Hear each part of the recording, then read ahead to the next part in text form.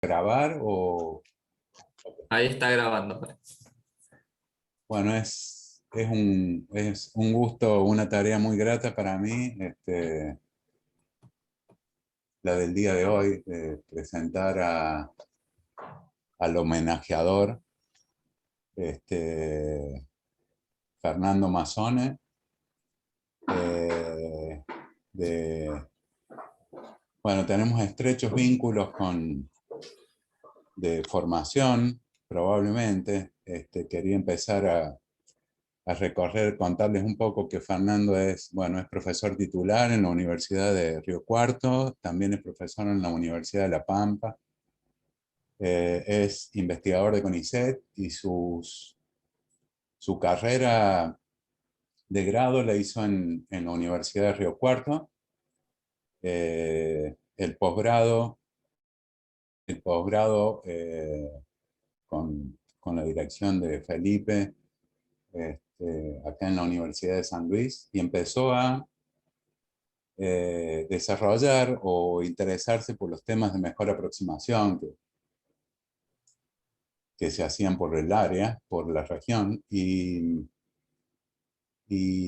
bueno, con eso completó los estudios de posgrado y después empezó a curiosear un poco en ecuaciones diferenciales. Tuvo una estadía postdoc con Luis Caffarelli, y en ese tiempo, bueno, esto es un detalle, pero quería comentarles, o quería compartir con ustedes. Bueno, hay un resultado de Fernando que, usando técnicas de demostración de existencia de mejores aproximantes, resolvió una ecuación, un problema variacional, de los cuales estaba en ese momento interesado con la gente de Caffarelli y demás. No, o sea, no es que usó la herramienta, sino usó las mismas técnicas. Ese fue, yo creo que como el comienzo de los aportes de lo que Fernando traía de mejor aproximación a las ecuaciones diferenciales. Se pudo vincular de alguna manera la misma técnica para dos cosas distintas completamente. Bueno, no me quiero extender más. Fernando, es un gusto de nuevo tener que presentar. Bien. Sí. ¿Empiezo? Sí. Sí. Sí. Se ve bien la pantalla mía, ¿no? Sí, se ve bien. Bien. Bueno, para mí es un gran honor y una enorme responsabilidad participar de esta charla en homenaje al querido Felipe. Agradezco mucho a la comisión directiva de la UMA haberme convocado para esta tarea. Yo quería decir algunas breves palabras en torno a Felipe antes de empezar con la charla técnica en sí. Bueno, yo vengo, como todos ustedes saben, de una universidad chica, o sea, mi arraigo principal está en la Universidad Nacional de Río Cuarto, que fue creada poco tiempo antes del comienzo de la dictadura militar de 1976. Y este hecho trágico para el país también tuvo consecuencias en nuestro departamento, en tanto que ocasionó el éxodo de los profesores que originalmente lo fundaron y lo integraron, que por cierto había profesores de prestigio allí. Y a esto le siguió un periodo de postergación en el desarrollo académico del departamento a lo largo de lo que duró el periodo dictatorial. Recuperada la democracia, se empezaron a estrechar lazos, los distintos grupos hicieron lazos con referentes científicos nacionales, y en ese contexto que Felipe llegó a nuestro departamento, invitado originalmente por un núcleo de investigadores interesados en el análisis matemático, fundamentalmente por Miguel Marano y Héctor Cuenya. Y bueno, y desde allí se ha trabado una relación no solo profesional, sino de amistad que dura hasta hoy en día. Desde un primer momento Felipe se comprometió muy activamente en desarrollar, en fomentar el desarrollo académico de nuestra institución, de nuestro núcleo de investigadores, de múltiples maneras, dirigiendo tesis doctorales, becas de CONICET, fomentando la participación en eventos científicos, en estadías de perfeccionamiento en instituciones de prestigio. En fin, son muchos etcétera que no los voy a poder enumerar hoy aquí, y de los cuales, que bueno, que lo poco, mucho que hayamos avanzado, lo que hemos avanzado seguramente es gracias a Felipe, y lo que no hemos logrado seguramente es por la incompetencia propia, digamos.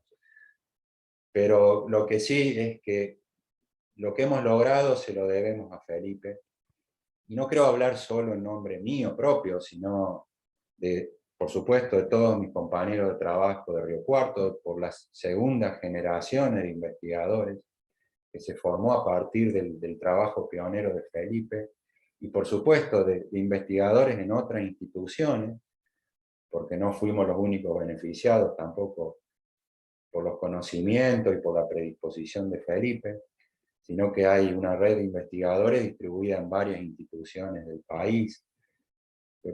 En nombre de todos ellos, si me permiten y me dan el permiso, yo te expreso nuestro agradecimiento, Felipe.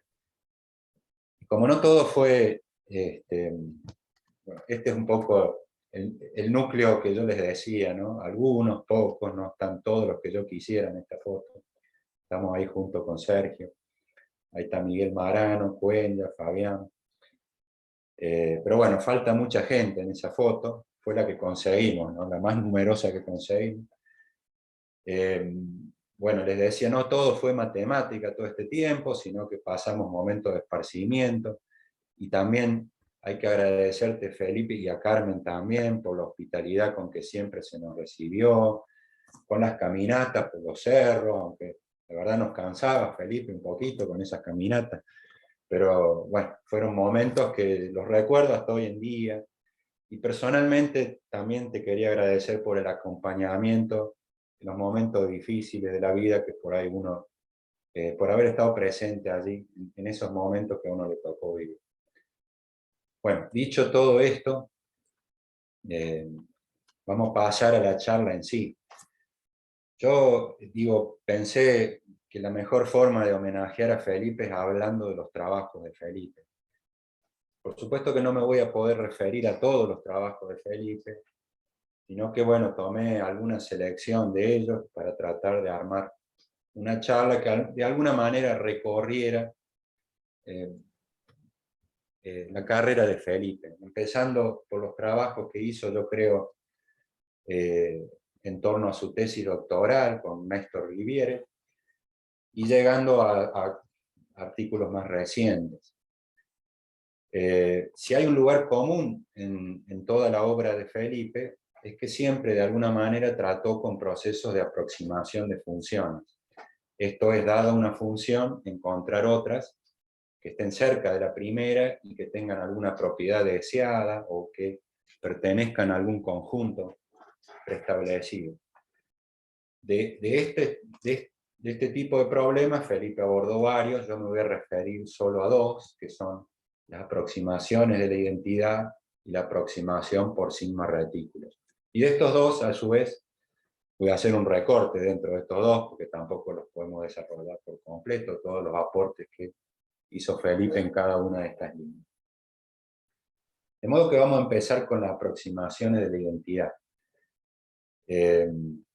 Bueno, como todos ustedes saben, L1 es una álgebra conmutativa con la operación de convolución. Disculpen, pero no tengo el modo presentación, entonces no se puede pasar de manera acumulativa, tengo que ir pasando la hoja una por una. Bueno, ahora, la operación de convolución tendrá un neutro, y si nos quedamos en L1 no tiene un neutro, pero si uno se permite, que lo puede, operar, hacer la convolución con otros entes matemáticos, por ejemplo, con medidas, sí lo tiene, y el neutro es la delta de Dirac, ¿no? La medida delta de Dirac. La delta de Dirac se define como la medida que la medida de un conjunto es 1 si contiene el 0 y si no es 0. Bueno, dado que no tenemos un neutro, entonces lo que uno se pregunta es si existirá al menos la posibilidad de aproximar el neutro con funciones en L1. Vale decir, si podemos encontrar, por ejemplo, una familia de funciones K sub epsilon con epsilon positivo, de modo tal de que la convolución de f con K sub epsilon converja a f cuando epsilon tiende a 0 en algún sentido. Bueno, pensando en la analogía, si el neutro es la delta de Dirac, pensando en una analogía de las medidas como distribuciones de masa, la delta de Dirac es como si uno tuviera, supónganse, que distribuir 1 kilogramo de masa en todo el espacio euclidiano y la pusiera todo en el, en el origen, ¿no? Ahora bien, ¿cómo puedo yo aproximar eso con funciones en L1? Bueno, un poco pensando que las funciones son densidades, deberían ser densidades que a su vez estuvieran cada vez más concentradas en el 0,1, en el 0,0 digo. Entonces uno necesitaría que esas K sub epsilon tuvieran una norma 1 uniformemente acotada, que la integral de K sub epsilon fuese 1 en todo el espacio, con esto garantizamos que sigo distribuyendo el kilogramo, digamos, y que a su vez la distribución de masas lejos del 0, es decir, la integral de la K sub epsilon cuando el módulo X es más grande que delta, que eso tienda a 0 cuando epsilon tiende a 0. De suerte que los gráficos de ese tipo de familia de funciones emularía campanitas de Gauss, ¿no? Con varianza cada vez más chiquita. Bueno, ejemplos de tales funciones, de tales familias, son por ejemplo arrancar con una función k en L1, que tenga integral 1, y formar la familia que yo la voy a llamar de ahora en más las dilataciones, que son 1 sobre epsilon a la n por k de x sobre epsilon, ¿no? Esa familia tiene todas las propiedades que dijimos. Una cuestión importante a observar sobre el proceso este de convolucionar con la familia K sub epsilon es que si uno parte de una función buena, digamos C infinito soporte compacto, como K, entonces las convoluciones de K con K sub epsilon es una función suave, ¿sí? De modo tal de que las aproximaciones de la identidad se pueden usar para aproximar funciones por funciones suaves. Y este recurso es un recurso teórico que se emplea mucho en el ámbito de los espacios de Sobolev y de la ecuación en derivadas parciales para establecer resultados sobre funciones suaves y después tenderlo por un proceso de límite con esto, que en ese contexto lo suelen llamar regularizaciones, pasarlo a una función más general, ¿no? Bueno, pero también las aproximaciones de la identidad aparecen en problemas más aplicados. Por ejemplo, podemos expresar la solución del problema de Cauchy para la ecuación del calor, el problema de valores iniciales como una convolución de una f que depende de la variable espacial, con una aproximación de la identidad, lo único que hay que hacerlo con t un medio, donde la función k es el núcleo de Gauss, ¿sí? Haciendo esa convolución uno obtiene una solución del problema de valores iniciales para la ecuación del calor, hay fórmulas análogas para el problema de Poisson sobre el semiplano superior, aparecen en procesos de sumación de series de Fourier, bueno, en múltiples contextos aparecen las aproximaciones de la identidad. Ahora bien, necesitábamos que convergiese la aproximación de la identidad a la función f, ¿no?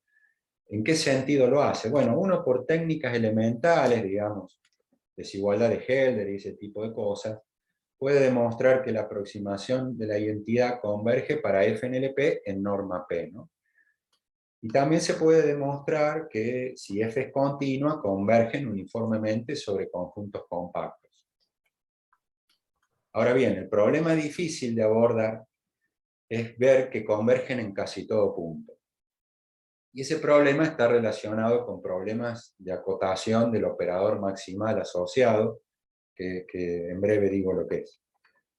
Antes vamos a describir las desigualdades, que muchos de ustedes las conocen como la palma de su mano, ¿no? Pero déjenme repetirlo, aburrirlos un poquito con esto.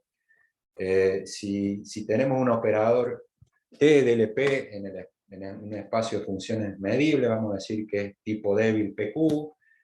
Si la función de distribución de TDF, es decir, la medida donde el módulo de TDF es más grande que lambda, está acotado por la norma P de la F dividido lambda todo a la Q.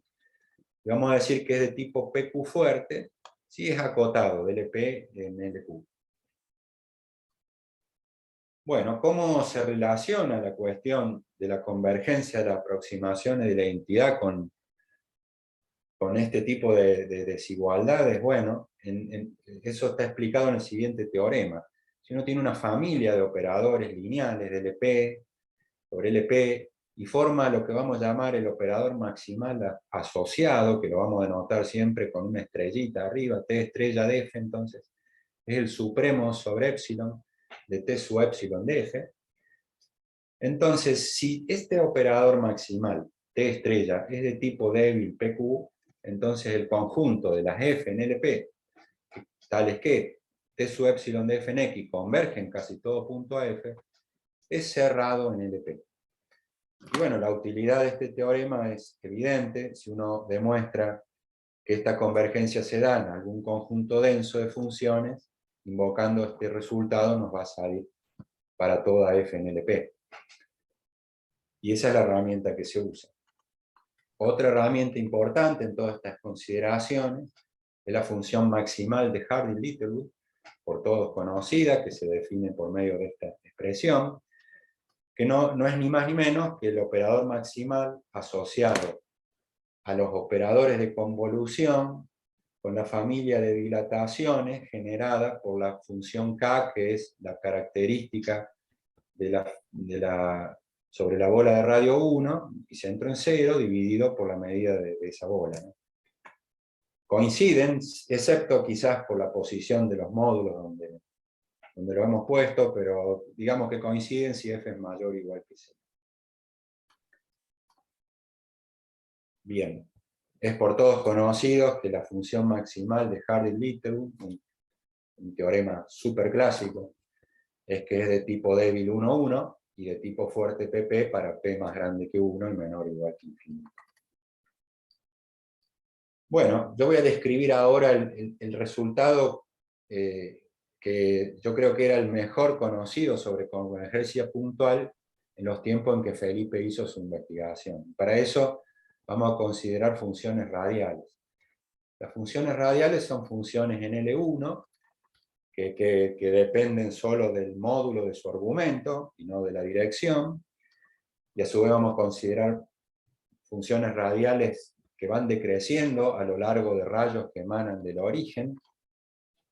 Bueno, ese tipo de funciones, fíjense que se puede expresar como límite de funciones de funciones simples que la escribimos de esta forma, como la suma de A sub j por la característica de la bola de radio RJ, donde A sub j es positivo y los radios RJ van creciendo. O sea, yo ahí me figuro una torre de Hanoi, no sé por qué, pero tiene esa forma, ¿no? Esa función es phi.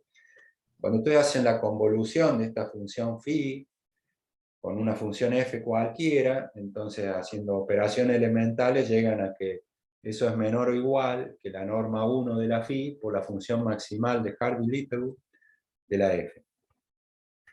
Y lo mismo acontece, esta misma desigualdad acontece si uno toma límites ahora sobre este tipo de funciones, y como cualquier función radial se expresa como límite de ese tipo de funciones, entonces llegamos a este resultado, que es un resultado que lo formularon por primera vez Calderón y Zygmunt en un artículo muy famoso de 1952, que dice lo siguiente, que si K está en L1 y consideramos la familia de dilataciones, y consideramos el menor mayorante radial decreciente, lo practiqué muchas veces, toda esta conjunción de palabras, porque no me salían, y esa función está en L1, entonces la conclusión es que el operador maximal asociado a la familia de convoluciones con las dilataciones se acota por la función maximal de la F. la función maximal de Hardy-Littlewood. Para toda f en LP, con p mayor o igual que 1, menor o igual que infinito, y que vale la convergencia en casi todo punto de las aproximaciones de la identidad. Pues bien, todo esto es como para darle un poco de contexto a lo que viene, que es la contribución de Felipe, por cierto, trascendente, a este problema. Felipe demostró el siguiente resultado, que dado una familia de funciones medibles, caso A, con A en un cierto conjunto de índices, que tienen integrales uniformemente acotadas. Bueno, y él acá introdujo esta condición Z, que seguramente hay mucho para hablar sobre esto, pero la vamos a introducir brevemente, si no nos va a alcanzar el tiempo, digamos. Pero noten ustedes simplemente dónde se integra en esta desigualdad, que estamos considerando el supremo de estas diferencias, digamos, de estos, por así decirlo, delta de K sub A, y este Q es menor que 1. Bueno, esto yo lo voy a llamar la condición Z. Yo creo que fue Felipe, uno de los primeros, o si no, el primero en introducir esta condición, y después esta condición fue retomada en muchos artículos y libros posteriores. Por lo menos eso es lo que refieren los libros, ¿no? Que fue Felipe el primero que introdujo esta condición. Bueno, la conclusión, si una familia K sub A satisface eso, es que el operador maximal asociado a esa familia es de tipo débil 1,1 y fuerte PP para P más grande que 1. Bueno, yo quería dar brevemente los trazos de la demostración, que es muy bonita, me pareció muy bonita, que se basa fundamentalmente en la descomposición de Calderón-Sigmund a nivel T. Ustedes saben que eso implica que la f la podemos dividir en suma de dos funciones, de una g más una b. La g se refiere a la parte buena y la b a la parte mala. La parte buena satisface que tiene norma uniforme, tiene norma 1 controlada por la norma de f, norma infinito menor o igual que 2 a la n por t. Y la parte mala se descompone en suma de funciones bj soportadas en cubos diádicos, qj, que son mutuamente disjuntos. A su vez tienen sobre esos cubos integral nula, esas bj. La suma de las medidas de todos esos cubos está controlada por la norma 1 de f dividido t. Y bueno, y entonces a partir de esa descomposición uno puede ver que existe una constante C que depende de n y de la familia de K sub A, en realidad de las constantes que están en las hipótesis sobre la familia K sub A, tal que la función maximal, digamos, la función de distribución para el operador maximal K estrella de F, digamos, a nivel 2 por C por T, la puedo acotar solo por la función de distribución de la parte mala a nivel C por T. Entonces esa es una primera cota que surge como consecuencia de las propiedades 1 y 2, del hecho de que la norma infinito de G está acotada fundamentalmente. Bien, luego se consideran una familia de cubos concéntricos con los QJ, que tengan esta propiedad, que si X está fuera del cubo QJ estrella, y el Y está dentro del cubo QJ, entonces la distancia de X al centro, IJ, por Q, del X al centro del cubo QJ por Q es mayor o igual que la distancia de I a IJ. Se considera la unión de todos esos cubos QJ estrella y su complemento que lo llamamos G. Luego por la propiedad 6, y como la medida de estos cubos QJ estrella está controlada por la medida de los cubos QJ, la medida de B es menor o igual que la norma 1 de F dividido T. Y a partir de eso yo puedo acotar la medida donde K estrella de B es más grande que C por T, la puedo descomponer en los X que están en B y los X que están en G. Los X que están en B andan como piñas, por decirlo así, mal y pronto, digamos, y nos quedamos para acotar con los X que están en G. Ahí se usa que la integral sobre QJ de BJ es 0. Entonces, en la fórmula de convolución de caso A con B, que la expresamos como una suma sobre las integrales sobre QJ, acá Felipe intercala la función K sub A en X menos IJ. En total eso es 0, porque integrado por BI, integrado respecto a I, eso nos da 0, de modo que lo puede escribir ahí. Luego podemos tomar el módulo y el supremo, acotamos por esta expresión, y ahora podemos integrar acá respecto a X, para X en G, o sea, el X está fuera del cubo, y por lo tanto, al estar fuera de los cubos, vale esta desigualdad, con lo cual puede usar su condición Z, y a partir de ahí, entonces llegamos a que la integral de K estrella de B se termina por controlar por la norma 1 de la F. Y invocando la desigualdad de Chebyshev, llegamos a la desigualdad que decía. Bueno, y la demostración se completa apelando al teorema de interpolación de Marcinkiewicz.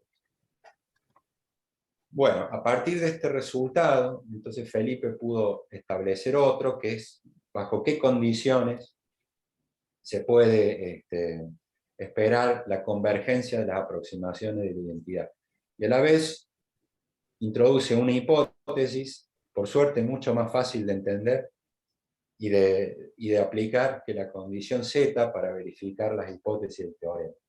Esto es, considera una función L en L1, y L positiva, diferenciable quizás excepto en el 0, con un gradiente controlado por C dividido el módulo de X a la n más 1.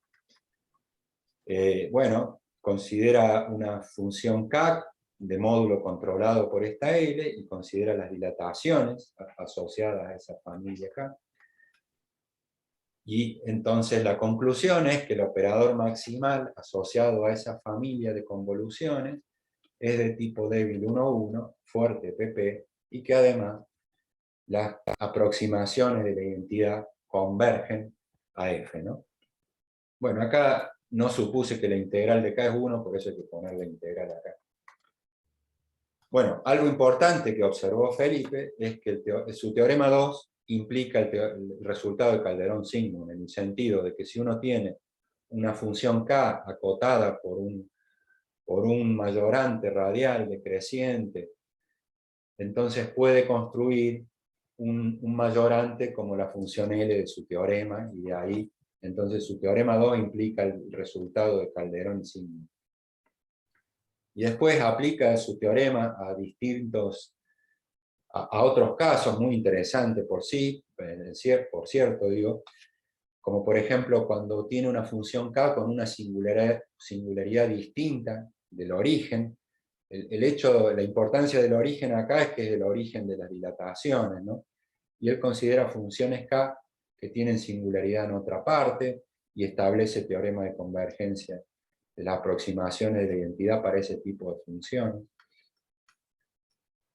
Bueno, este resultado de Felipe tuvo múltiples repercusiones. Hay muchos tratados clásicos del análisis armónico lo reproducen al teorema de Felipe, por caso el libro de García Cuerva y Rubio de Francia, el libro de Torchisky, el de Miguel de Guzmán, uno de los tantos libros de Elías Stein, todos reproducen el teorema de Felipe, y algunos toman las técnicas de Felipe para obtener otros resultados, ¿sí? Lo que de alguna manera marca la diferencia de un buen teorema, ¿no? Cuando abre un panorama de aplicarlo en otro lado, abre líneas de trabajo. En fin, fue muy grande, ni que hablar en cuanto a artículos de investigación, podríamos enumerar varios. Yo estuve investigando todo esto, hasta lo he encontrado citado en una tesis sobre mecánica cuántica, a estos resultados de Felipe. Pero bueno, de todos esos resultados yo voy a remarcar estos dos.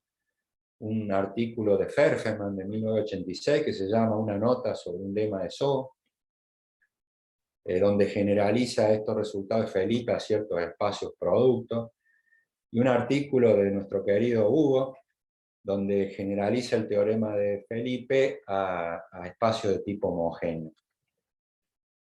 Bueno, pasamos a la otra línea de trabajo. Acá me voy a saltear varios años y varios otros problemas que abordó Felipe, y vamos a ir a otra situación. Acá ya van a aparecer colaboradores, digamos. Bueno, para describir este otro tipo de problema, déjenme introducir algunas definiciones.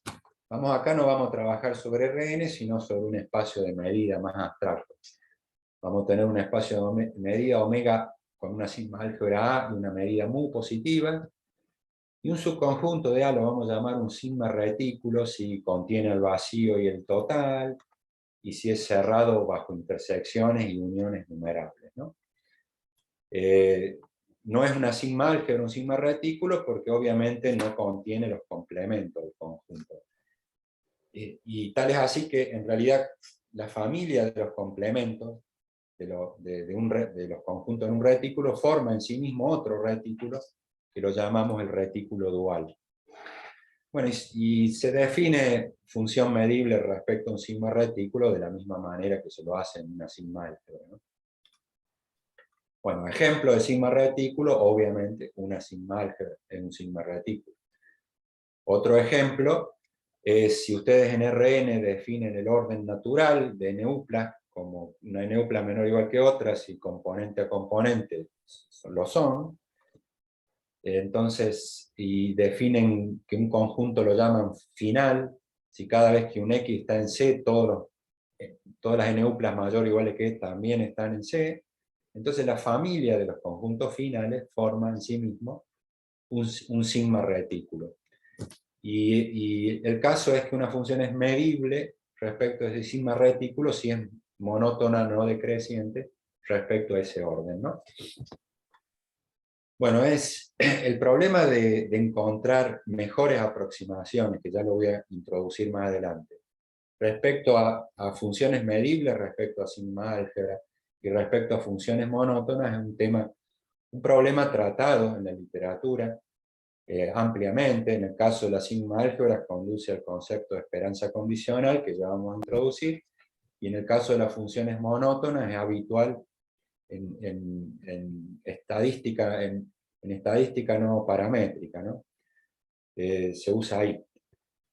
Bueno, el caso es que Felipe en todos estos problemas trabajó dentro de espacios de Orlix. De alguna manera, déjenme brevemente introducirlo a esos espacios. Para introducir esos espacios yo necesito una función phi que tiene que ser convexa, no nula, que tiene que valer 0 solo si x es igual a 0, y para escribir de manera más simple los enunciados lo vamos a asumir de clase C1. Entonces uno introduce el espacio de Orlix, son aquellas funciones f, tales que existe un lambda, tal que la integral de phi de lambda por f es finita. Y ahí uno puede considerar dos normas que lo hacen espacio de Banach al espacio de Orlix, que son la norma de Luxemburg, que se define por medio de esta expresión, y la norma de Orlix, que se puede definir con esta expresión que está aquí. Estas dos instancias son equivalentes, pero son distintas. Y eso tiene consecuencias, si bien son equivalentes, en el problema de mejor aproximación, hace que los mejor aproximantes respecto a una norma no tengan exactamente las mismas propiedades que respecto a la otra norma. Bueno, pero ¿qué es lo que es esto de los mejores aproximantes? Bueno, si uno, por ejemplo, en el caso concreto que queremos nosotros, dado un sigma retículo, un subsigma retículo de una sigma álgebra A, yo voy a considerar todas las funciones que son L medibles y que están en el espacio de Orlix, L phi. Eso lo voy a denotar por L phi del sigma retículo L. Entonces, vamos a definir tres conceptos de mejor aproximación en estos espacios, que son respectivamente los mejores phi aproximantes, los mejores aproximantes en la norma respecto a la norma de Luxemburg, y los mejores aproximantes en la norma de Orlix, ¿no? Y estos son simplemente soluciones de problemas de optimización. Un mejor phi aproximante es una función g, L medible, que minimiza esta integral, la integral de phi de f menos h, para todas las h phi medibles, L medibles. Bueno, y los otros dos mejores aproximantes se definen porque minimicen la norma respectiva, ¿no? Vamos a usar esta notación para los conjuntos de mejores aproximaciones. Lo vamos a llamar un phi aproximante de f dado L, ¿no? Un caso clásico es tomar phi de x igual a x cuadrado, en cuyo caso el espacio de Orlix es L2, y tomar como sigma retículo una subsigma álgebra de la sigma álgebra. En ese caso, los tres conceptos de mejor aproximación coinciden. Eso se extiende a cualquier phi que sea de la forma x a la p, ¿no? Que sea una potencia. Y ese conjunto de mejores y esos mejores aproximantes coinciden con un concepto muy conocido en probabilidad, que es la esperanza condicional de f dado la sigma álgebra b. Que como todos ustedes saben, la esperanza condicional yo no lo defino, no se define en los textos de probabilidad como un mejor aproximante. Se define en realidad apelando al teorema de Radon-Nikodym. La esperanza condicional es la única función que satisface, dada una f en L1, es la única función que satisface que es b medible, y que la integral sobre cualquier conjunto b medible de la esperanza condicional coincide con la integral de la f. Se define de esta manera. Yo remarco esto porque va a ser un aspecto importante de la investigación que emprendió Felipe en torno a estos problemas. Bueno, pero definido de esta manera, el problema de optimización que tenemos para tratar con mejores aproximantes es un problema de mejor aproximación sobre un conjunto de dimensión infinita y sobre un espacio que no es reflexivo. Y entonces ahí ya no hay a priori siempre una solución a cualquier problema de optimización que uno plantee, porque generalmente uno necesita la reflexividad para tener argumentos de compacidad débil, para establecer existencia de óptimos, digamos, y aquí no las tenemos. Entonces hay que apelar a otro tipo de argumentación, que no recaiga en la compacidad débil. Y eso lo lograron Lander y Roger en 1980. Básicamente, lo que de alguna manera demostraron es que la existencia de esos problemas de óptimos básicamente depende de la estructura reticular de las funciones medibles respecto a L. Es decir, que dado dos funciones medibles, L medible es el supremo L medible y el ínfimo L medible. Así ellos pueden armar límites inferiores, superiores, y de allí demostrar la existencia de mejores aproximantes. Los mejores aproximantes, esto es la norma de Luxemburg, trabajaron Lander y Roberts. En la norma de Orlix, en la tesis que me dirigió Felipe, pudimos establecer la existencia para el caso de la norma de Orlix. Bien, pero ahora una pregunta natural que surge es, dado que la esperanza condicional, que es la proyección ortogonal en L2, en realidad la podemos definir en L1. La pregunta es, ¿se podrá el operador de mejor aproximación en LFI, que originalmente lo tenemos definido para LFI, extenderlo a algún otro espacio? Bueno, esa pregunta viene de mucho tiempo atrás, y de hecho, nuevamente Lander y Roger construyeron extensiones del operador de mejor aproximación en LP, lo extendieron a LP-1 para P más grande que 1. Ese trabajo fue extendido por Cuenya y por mí en el 2002 al caso P igual a 1. Logramos extender el operador de mejor aproximación, en este caso a las funciones medibles y finitas en casi todo punto. En fin.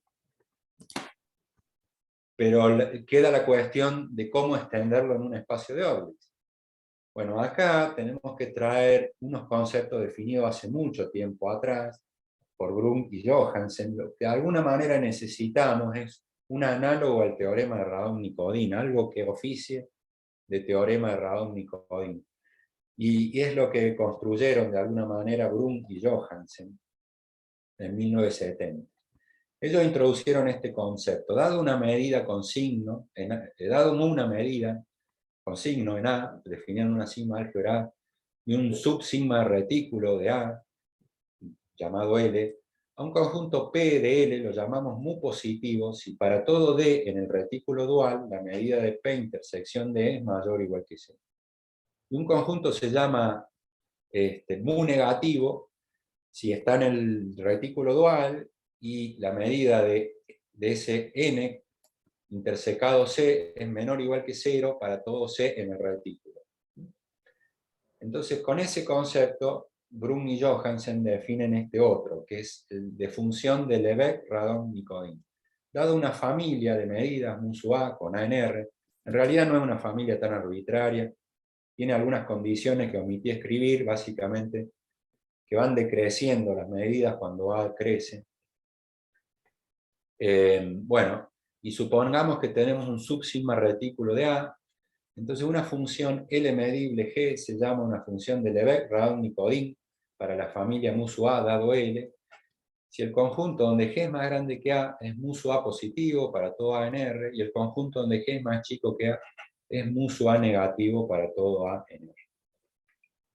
Bueno, ejemplos de esto, por ejemplo, si ustedes tienen un espacio de medida, omega A mu, medida positiva, y tienen una medida con signo nu, supónganse que es absolutamente continua respecto a mu, por lo tanto, según Radon-Nikodym, se expresa como una integral respecto a se expresa como una integral de una función f respecto a la medida mu. Entonces, esa f es precisamente una función de Lebesgue-Radon-Nikodym dado A, o sea, para la misma sigma álgebra, tomando L igual a, para la familia de medidas nu sub A igual a nu menos A por mu. Otro ejemplo, si uno tiene un espacio de medida y una subsigma álgebra de A, y una f en L1, entonces la esperanza condicional de f dado B es una función de Lebesgue-Radon-Nikodym para esta familia de medidas, ¿no? Para la integral nu sub A de A se define como la integral de A de f menos A. Bueno, acá en los problemas de mejor phi aproximación hay que considerar estas medidas, dada una f en L phi y una g en L phi L medible, y dado A en R, vamos a definir mu sub g de A como la integral sobre A de phi' de f menos g. Y mu sub A, para el número A, como la integral sobre A de phi' de f menos g. Y entonces así, apelando a estos conceptos, es que en una serie de artículos, Ivana Carrizo, Sergio, Javier y Felipe, y en un artículo previo de Sergio y Felipe, lograron extender el operador de mejor aproximación de L phi a dónde, porque acá no es tan natural decir a dónde hay que extenderlo. Bueno, a L phi', ¿no?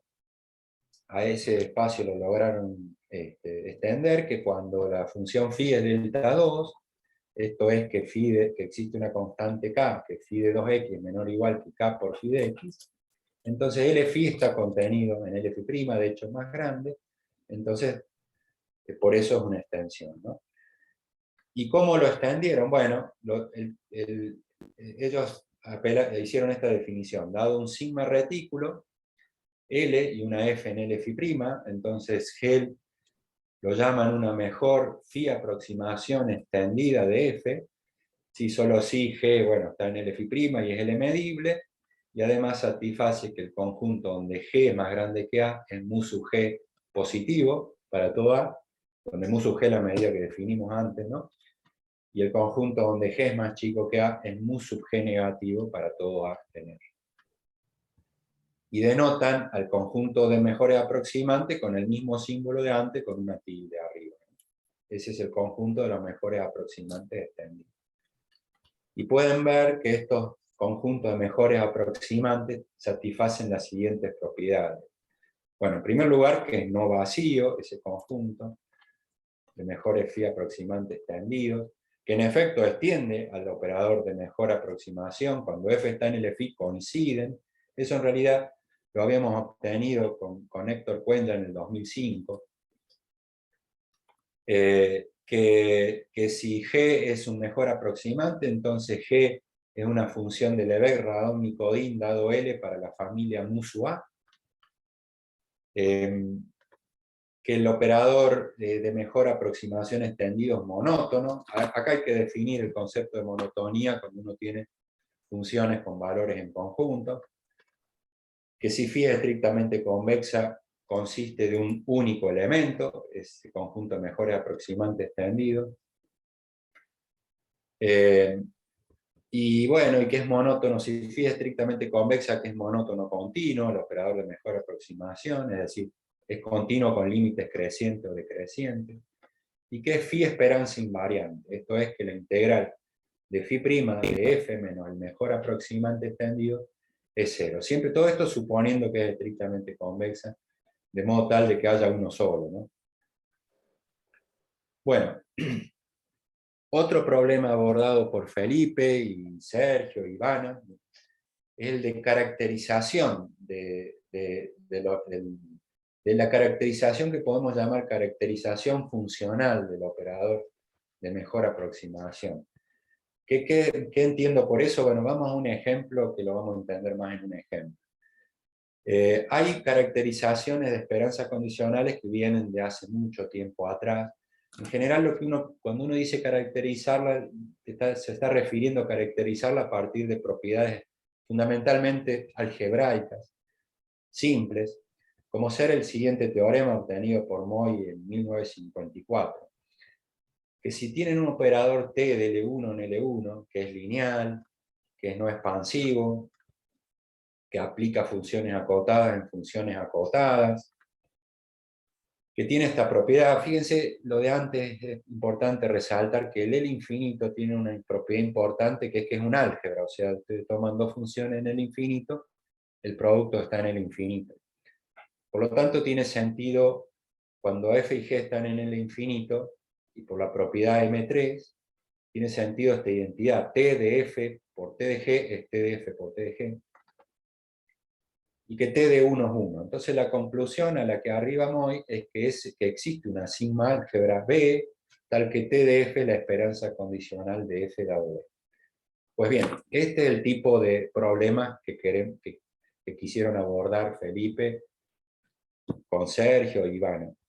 Es importante resaltar esto, ¿por qué les resaltaba lo del álgebra? Bueno, porque este tipo de identidades nos permiten ahora generalizar el concepto de esperanza condicional a otros álgebras, ¿sí? A otras álgebras de Banach, a otras álgebras C estrella. Hay un artículo, un survey lindo de Caddison del 2004 que habla de eso, ¿no? De las esperanzas condicionales en álgebra C estrella. Bueno, este problema en realidad fue tratado para distintas situaciones. Yo voy a omitir, esto lo voy a pasar rápidamente porque me parece que no venimos muy bien con el tiempo. Vamos, de todas maneras hay una secuencia de resultados previos, más que nada fundamentalmente para mejores P aproximantes. Voy a omitir la secuencia de esos antecedentes y vámonos derecho a lo que han obtenido Ivana, Sergio y Felipe. Ellos lograron caracterizar a su operador de mejor aproximación extendido de la siguiente manera. Dado un operador T que va de L'F' en L'F', que tiene las siguientes propiedades, que T de F más A es T de F más A.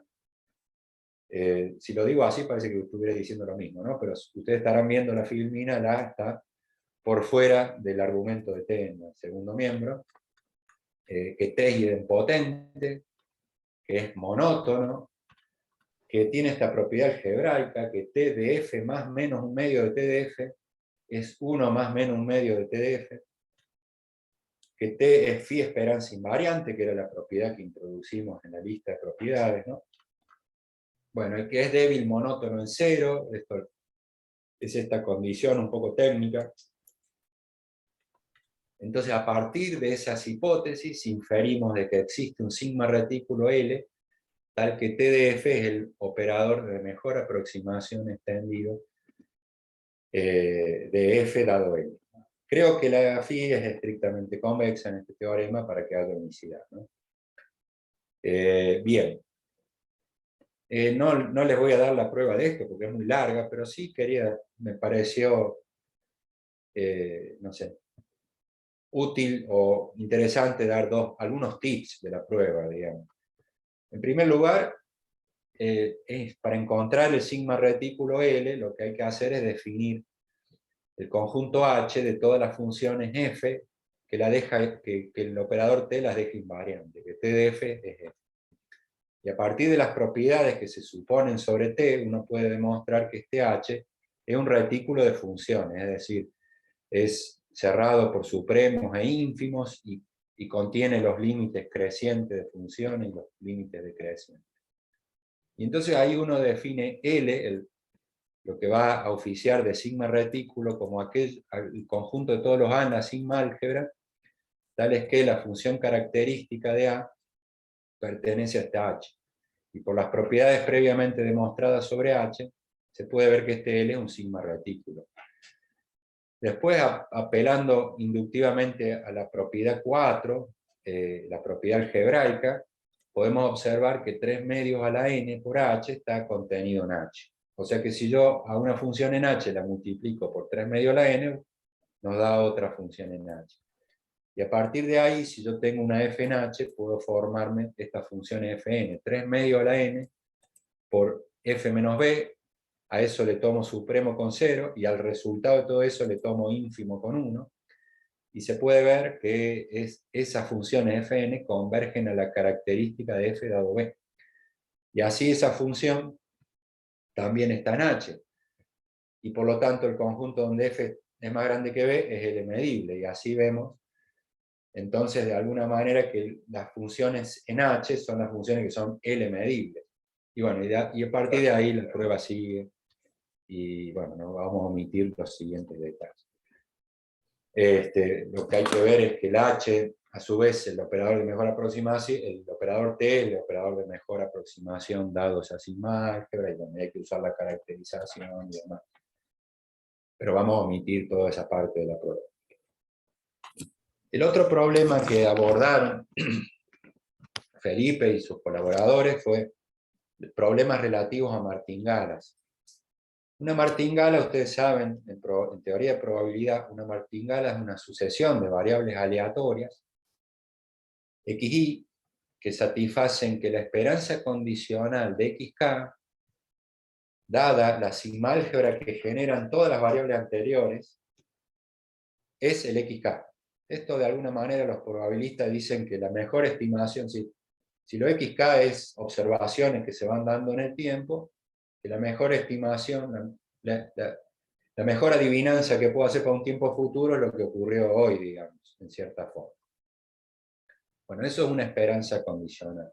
Un ejemplo de esperanza condicional es tomar una FNL1, tomar una sucesión de sigma álgebras que van creciendo y considerar Fn la esperanza condicional de F dado a B sub E. Eso es una sigma álgebra, que dio una martingala, toda generada a partir de una F, ¿no? Original en L1. Bueno, para martingalas hay desigualdades que emulan las desigualdades maximales del análisis armónico, ¿no?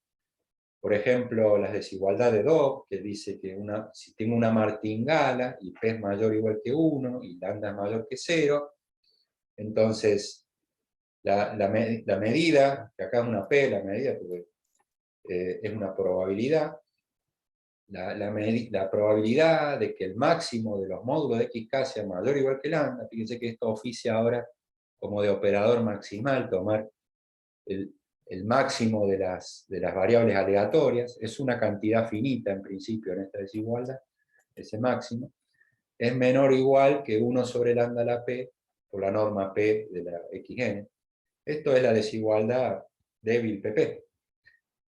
Y la integral del máximo de las variables aleatorias a la p se acota por la integral de x a la p. Esto es la desigualdad pp fuerte para el operador maximal. Y a su vez se abordan problemas de convergencia de martingalas en probabilidad. Todos estos resultados son clásicos, lo que estoy mencionando acá. Están en prácticamente cualquier libro de teoría de probabilidad. Que si uno tiene una martingala, que suponemos que el supremo de los xn es integrable, y formamos la sigma álgebra que generan todas las variables aleatorias xn, entonces existe una variable aleatoria que es B infinito medible, la llamamos x sub infinito, que está en L1, y que xn converge casi seguramente a x infinito. Y además de todo eso, las variables aleatorias xn son la esperanza condicional de la x infinito dado B sub E. Vale decir que la martingala se genera como el ejemplo que dijimos al comienzo. Bueno, un ejemplo, no sé cómo andamos de tiempo, andamos medio mal, ¿no?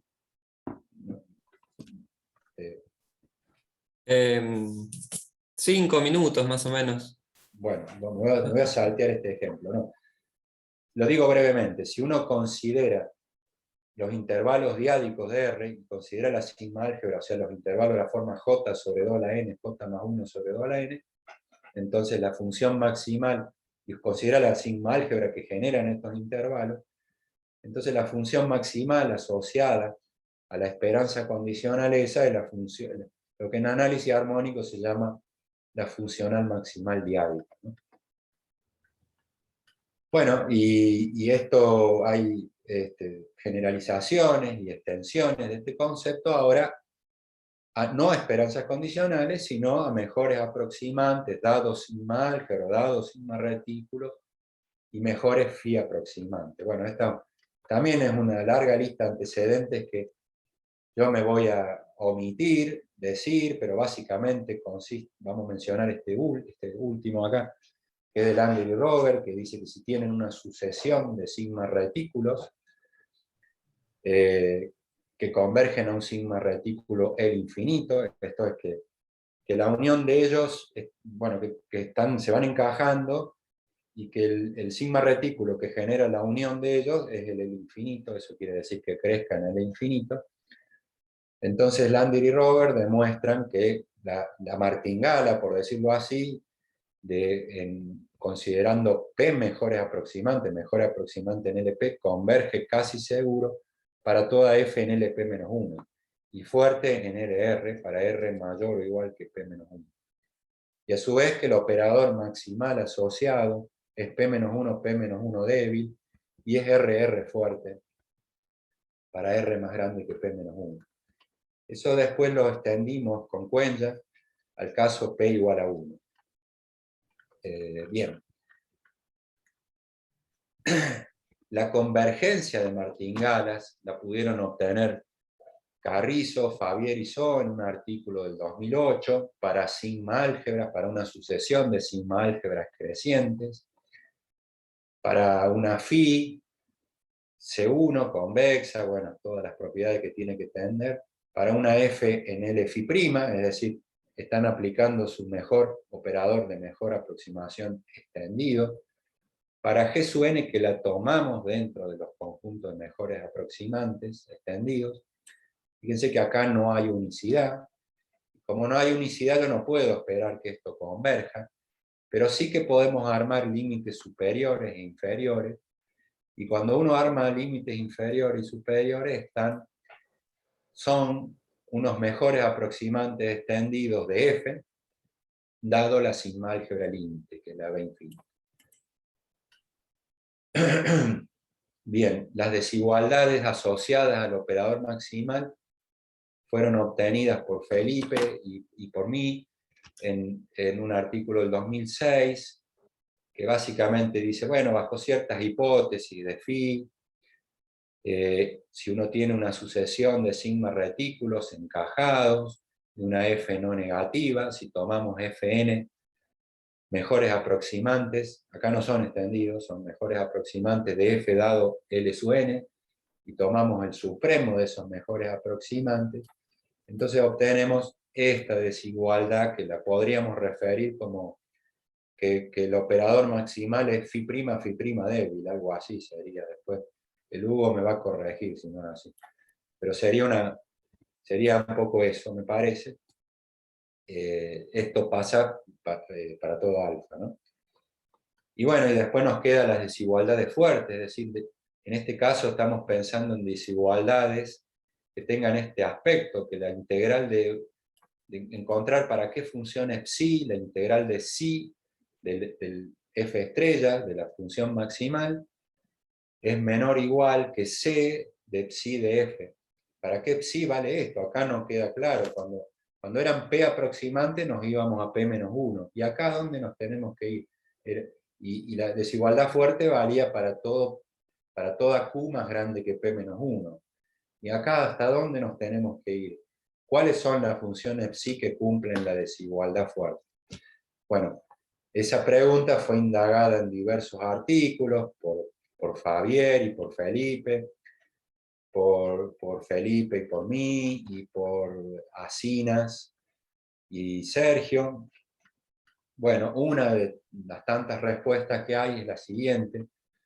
Vamos a definir este concepto, decimos que una función eta de R más en R más es una función cuasi creciente. Esto que voy a dar acá es lo que obtuvimos con Felipe en el artículo del 2006, ¿no?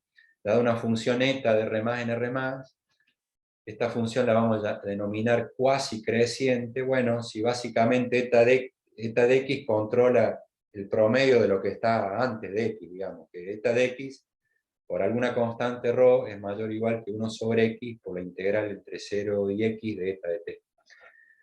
Entonces, definido ese concepto, yo voy a decir que dos funciones φ1 y φ2, vamos a decir que φ1 precede a φ2, si φ2 dividido φ1 es una función cuasi creciente. Acá esto nos traiciona el subconsciente, pero en realidad no es una relación de orden esta, pero sin embargo empleamos ese símbolo. Nos gustaría que fuera una relación de orden, pero no lo es. El ejemplo este lo muestra, que no es una relación de orden, porque con potencias, por ejemplo, una potencia t a la p precede a una t a la q, sí, solo si q es más grande que p menos 1. Bueno, y entonces podemos obtener el siguiente resultado, que dadas dos funciones, phi y psi, delta 2 de clase C1, si phi precede a psi, entonces ahí vale, para esa psi vale la desigualdad fuerte que escribimos antes. Bueno, y con esto doy por concluida la charla. Simplemente quería terminar agradeciendo a los presentes la paciencia de haberme escuchado. Agradecerle a Sergio, Javier y a Héctor Cuenya por datos que he volcado en esta charla. Y agradecerle por último a Felipe con todo mi respeto, cariño y admiración por todos estos años de colaboración y amistad. Eso es todo. Bueno, gracias por la charla, Fernando. Me toca preguntar a mí ahora si hay alguna pregunta, comentario. Comentarios, sí. La culpa de que haya sido larga y no haya terminado es de Felipe, que trabajó mucho en toda su vida. Qué linda charla, Fernando, maestro sos. Tengo una pregunta así, de numerología. ¿Por qué eran 3 medios ese número que ponías a la n para tomar el límite? ¿Puede ser cualquier cosa mayor que 1? ¿Qué era el 3 medios ese? No me di cuenta ni por las tapas. Simplemente sale por la propiedad algebraica que ponen ellos, que es que el operador t en f más menos un medio de t de f, claro, daba 1 más menos un medio de t de f. Si en lugar de esa hipótesis, yo estimo que si en lugar de esa hipótesis pones que t de 1 más menos alfa por t de f, en lugar del 3 medios te va a quedar el 1 más alfa. Okay. Pero es una cuestión que surge de la hipótesis por la manera en que está escrito. Medio. Del un medio en esa hipótesis, claro. Reforzar nada más, Fernando, fue tan lindo y tan sentido tu agradecimiento que no se puede no adherir desde todas partes. O sea, para Santa Fe, para nosotros, Felipe es esencial. Tenemos sus papers impresos hasta lo que haga falta. Es extraordinario y lo planteaste tan bien. En tu afecto personal que nos lo transmitió a todos, y también académico y también como guía matemática y humana en muchas cosas. Así que nada, adhiero. Gracias, Felipe, te seguimos queriendo y cada vez más. Bueno, gracias a ustedes. Y no sé, que yo no tengo nada que agregar, salvo más agradecimiento, así en forma sucesiva.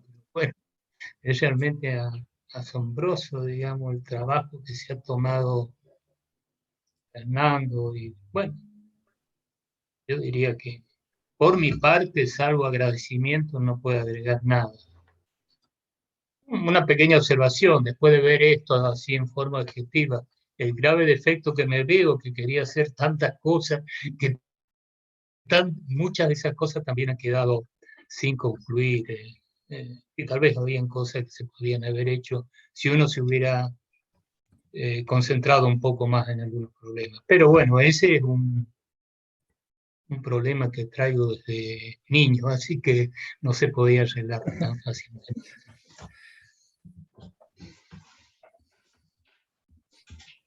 Nos tenemos que prometer un futuro con un encuentro, un chivito por ahí en la sierra, por favor. Por acá. ¿Eh?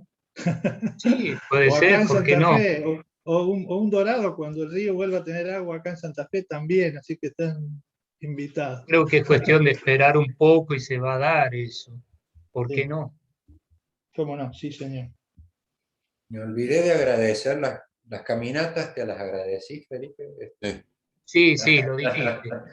Eh, Podemos Dijiste que te también cansaba un poco. intentarlo. Dijiste que te No, cansaban un poco, pero eso es estado físico. no tengo el estado de antes, pero bueno, alguna caminata leve se puede hacer.